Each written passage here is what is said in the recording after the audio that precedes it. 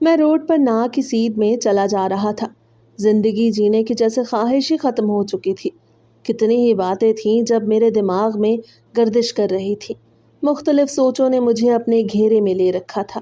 سوچتے سوچتے نہ جانے کیسے میں چلتا ہوا روڈ کے درمیان آ گیا۔ ایک لمحے کا کھیل تھا، میں ایک گاڑی کے ساتھ ٹکرا گیا۔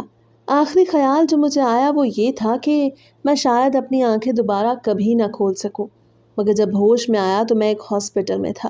میرے پاس ایک ڈاکٹر کھڑا تھا، جبکہ میرے ساتھ ایک برقعے میں ملبوس لڑکی تھی۔ اس لڑکی کی صرف آنکھیں نظر آ رہی تھی۔ ایک لمحے کو میں نے ان آنکھوں میں دیکھا اور ٹھٹک کر رہ گیا۔ ایسے لگ رہا تھا جیسے نیلا جہان ان آنکھوں میں سمٹ کر آ گیا ہو۔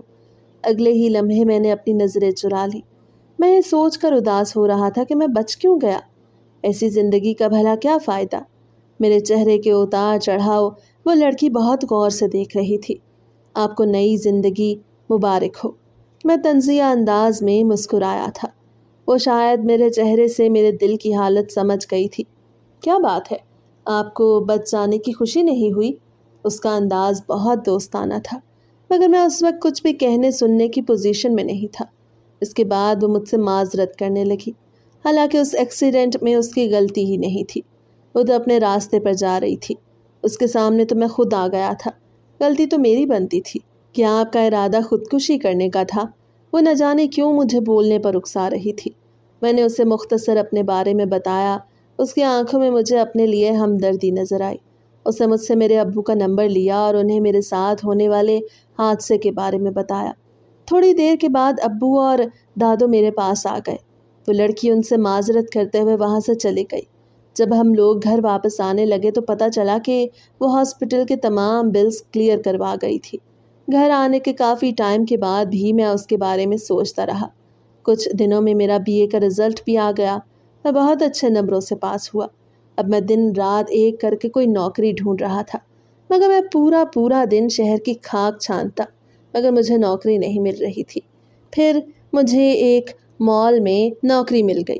یہ نوکری میری طبیعت کے خلاف تھی، مگر میرے پاس اس کے علاوہ کوئی چارہ نہیں تھا۔ مجھے یہاں نوکری کرتے ہوئے کچھ ہی دن ہوئے تھے جب میں نے اسی لڑکی کو دیکھا۔ برقعے اور نقاب میں ہونے کے باوجود میں نے اسے پہچان لیا۔ اس کے ساتھ ایک مرد اور ایک عورت تھی۔ اس نے بھی مجھے ایک نظر دیکھا تھا، مگر شاید اس نے مجھے پہچانا ہی نہیں تھا۔ اس کے بعد میں اکثر اسے گاہے بگاہے کسی نہ کسی جگہ پر دیکھنے لگا تھا۔ میں دل میں یہ سوچ رہا تھا کہ کہیں وہ یہ نہ سمجھے کہ میں اس کا پیچھا کر رہا ہوں۔ پھر مجھے اپنی سوچ پر خود ہی ہنسی آ گئی۔ اس دن میں مال سے چھٹی کر کے گھر جانے لگا جب وہ میرے پاس آئی۔ آج وہ اکیلی تھی۔ پھر ہم دونوں قریبی پارک میں آ گئے۔ وہ مجھ سے میری جاب اور تعلیم کے بارے میں پوچھنے لگی تو میں نے اسے صاف صاف بتایا۔ اس نے مجھے ایک کارڈ دیا اور کہا اس پتے پر آ جانا، یہ میرا آفس ہے۔ یہ سن کر میں بہت زیادہ خوش ہوا۔ مجھے میرا بہت بڑا مسئلہ حل ہو گیا۔ یہ لڑکی خود ہی باس تھی۔ اس کا نام صبا تھا۔ رفتہ رفتہ ہم ایک دوسرے کے قریب آنے لگے۔ ہم دونوں نے ایک دوسرے کو پسند کیا، لیکن میں نے آج تک صبا کا چہرہ نہیں دیکھا تھا۔ وہ ہمیشہ نقاب میں رہتی۔ میں نے اسے بارہا اس کا چہرہ دیکھنے کی خواہش کا اظہار کیا، مگر وہ یہ کہہ کے ٹال جاتی کہ وہ نکاح سے پہلے مجھے اپنی صورت نہیں دکھائے گی، اور میرے پاس اس کی بات ماننے کے علاوہ اور کوئی چارہ نہیں تھا۔ صبا اپنے ماں باپ کی اکلوتی اولاد تھی۔ اس کی ماں اس کے بچپن میں ہی وفات پا گئی اور اس کے بعد اس کے باپ نے دوسری شادی کر لی۔ اس کی سوتیلی ماں بہت زیادہ اچھی تھی۔ پھر کچھ سال پہلے اس کے ابو کا بھی انتقال ہو چکا تھا۔ اب وہ دونوں ماں بیٹی اکیلی ہی رہتی تھی۔ صبا نے مجھ سے میرے بارے میں پوچھا۔ میں جیسے ماضی میں کھو گیا۔ اسے اپنے بچپن سے لے کر اب تک کے تمام واقعات بتانے لگا۔ میرا نام جمیل ہے۔ جب میں نے ہوش سنبھالا تو میں نے اپنے پاس دادی اور ابو کو دیکھا۔ میں ماں جیسے رشتے سے اس کے لمس سے نا آشنا تھا۔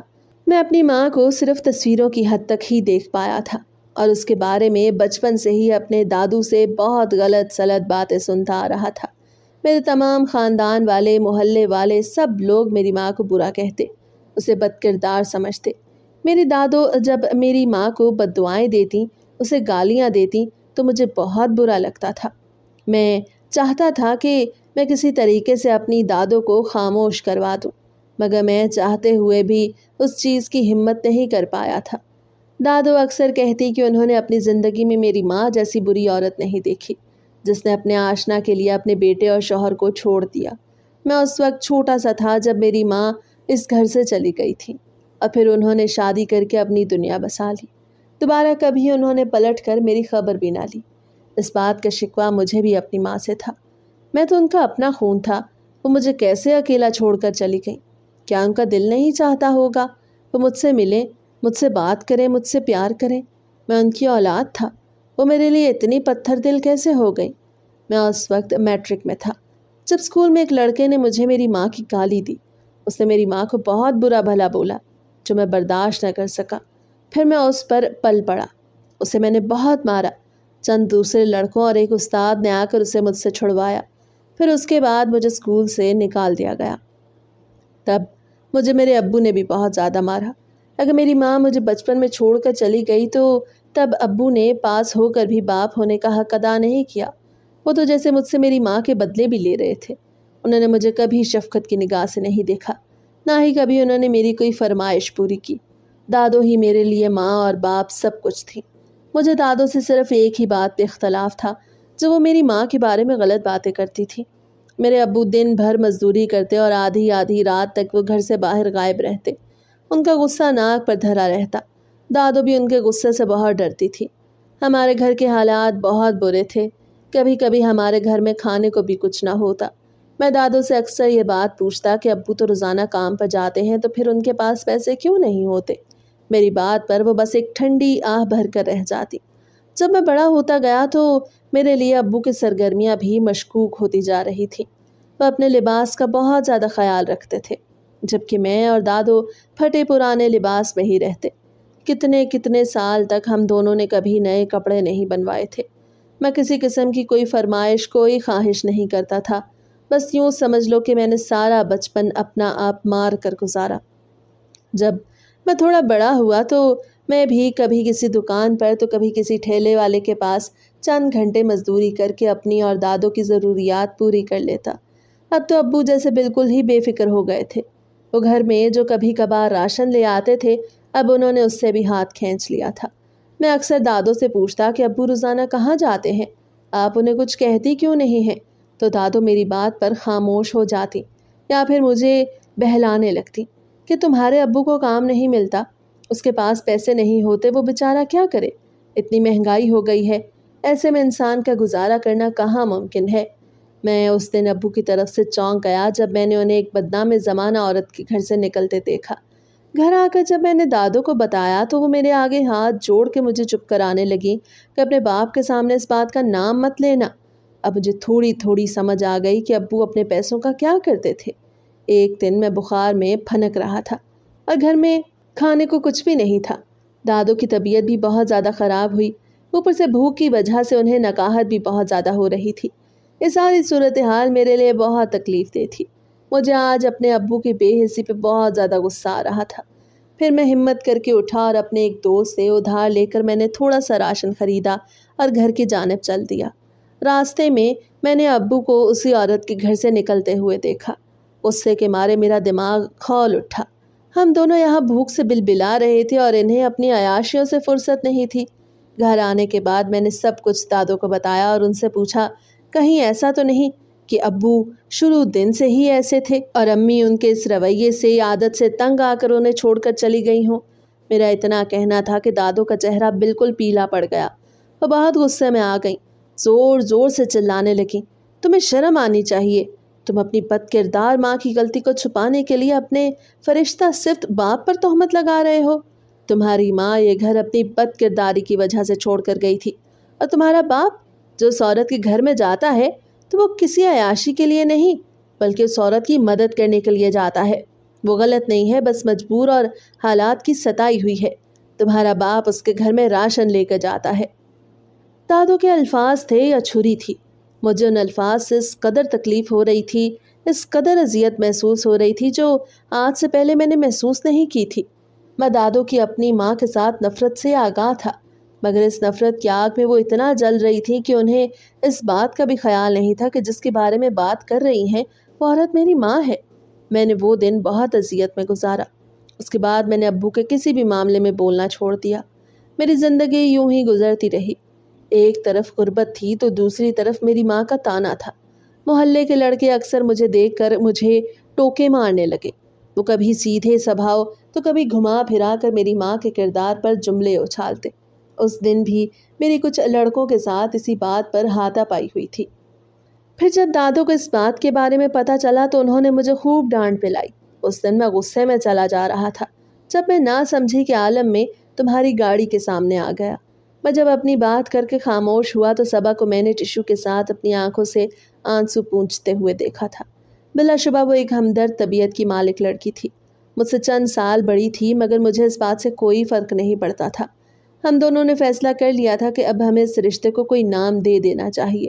اس لیے میں نے اپنے گھر پر جب ابو اور دادوں کے ساتھ صبا کے ساتھ شادی کرنے کی بات کی تو پہلے تو ابو نے خوب ہنگامہ کیا، مگر جب وہ لوگ اس کے گھر میں گئے اور اس کی شان و شوکت، اس کی دولت دیکھ کر جیسے متاثر ہو گئے اور اس کے ساتھ میری شادی کرنے پر تیار ہو گئے۔ صبا کے گھر والوں کو بھی اس بات پر کوئی اعتراض نہیں تھا، مگر مجھے ایک بات کی حیرت تھی۔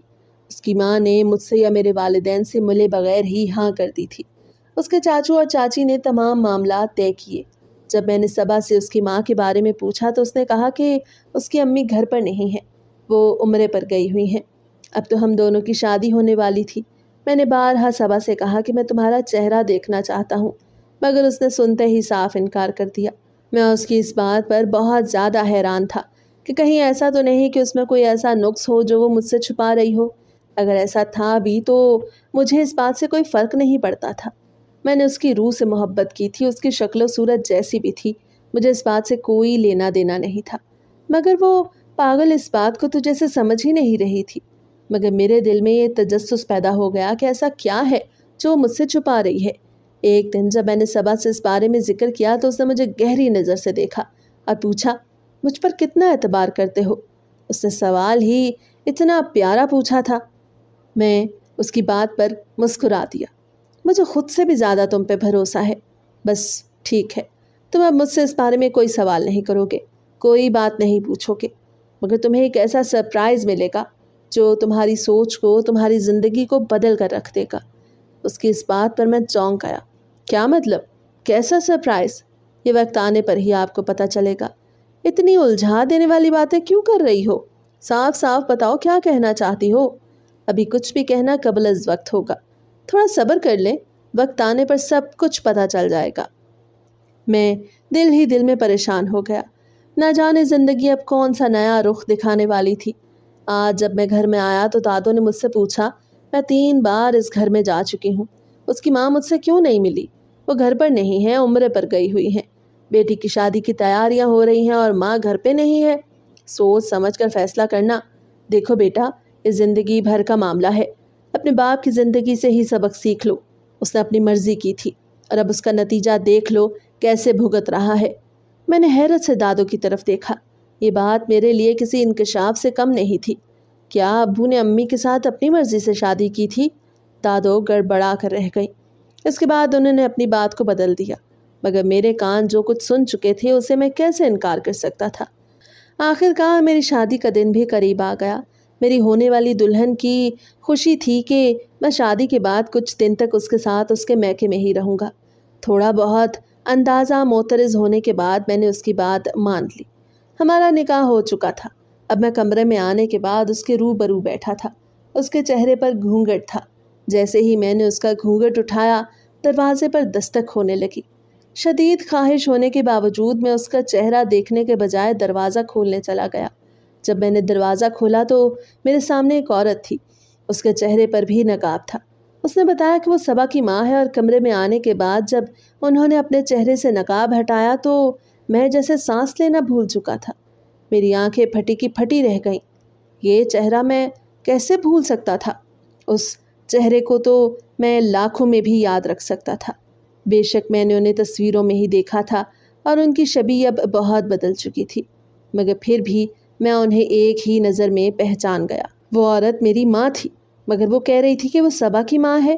میں نے حیران نظر سے صبا کی طرف دیکھا۔ بلا شبہ وہ بہت زیادہ حسین تھی اور اس وقت بغور میرے چہرے کے تاثرات ملاحظہ کر رہی تھی۔ یہ ساری صورتحال میرے لیے غیر متوقع تھی۔ میں بیٹھ کے کونے پر جیسے ڈھہے سا گیا۔ اور وہ میرے سامنے بیٹھ گئی۔ مجھے ایک ایک کر کے تمام باتیں دماغ میں گونجنے لگیں جو میں بچپن سے سنتا آ رہا تھا۔ میرا دل کر رہا تھا کہ میں یہاں سے دور بھاگ جاؤں، سب کچھ چھوڑ چھاڑ کر یہاں سے چلا جاؤں۔ میں اکثر سوچتا کہ جب مجھے میری ماں ملے گی تو میں اس سے پوچھوں گا کہ وہ مجھے چھوڑ کر کیوں چلی گئی، اور اب جب وہ میرے روبرو تھی تو سارے سوال جیسے ختم ہو چکے تھے، زبان گنگ ہو چکی تھی۔ انہوں نے خود ہی بولنا شروع کر دیا، تمہارے باپ کے ساتھ میری پسند کی شادی تھی، وہ محبت کے بڑے بڑے دعوے کرتا تھا، مگر شادی کے چند دنوں کے بعد ہی اس سارے دعوے دھرے کے دھرے رہ گئے۔ مجھے بعد میں سمجھ آئی کہ محبت کا دکھاوا صرف دولت کے لیے کر رہا تھا۔ مجھے میرے ماں باپ نے جائیداد سے آگ کر دیا تھا، اس لیے اس کی مجھ میں دلچسپی ختم ہو گئی۔ اس نے باہر عورتوں کے ساتھ تعلقات بنانے شروع کر دیے۔ جب میں اس کو روکتی تو وہ مجھے مارتا، مجھے گالیاں دیتا۔ تمہاری دادی بھی اپنے بیٹے کی ہم نوا تھی، وہ انہیں غلط بات پر ٹوکتی نہیں تھی بلکہ اور شے دیتی تھی۔ جب تم چھوٹے سے تھے تو تمہارے باپ نے مجھے طلاق دے دی۔ میں تمہیں ساتھ لے جانے کے لیے بہت روئی، بہت تڑپی، مگر تمہاری دادی نے تمہیں مجھ سے چھین لیا۔ اس کے بعد بھی میں کئی بار تمہیں لینے کے لیے گئی، مگر ان لوگوں نے مجھے دھکے دے کر وہاں سے نکال دیا۔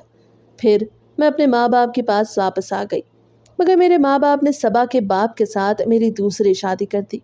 تمہاری دادی نے تمہیں مجھ سے بدظن کر دیا ہے، وہ تمہارے دل میں میرے لیے نفرت ڈالتی رہی تاکہ تم کبھی میرے پاس نہ آ جاؤ۔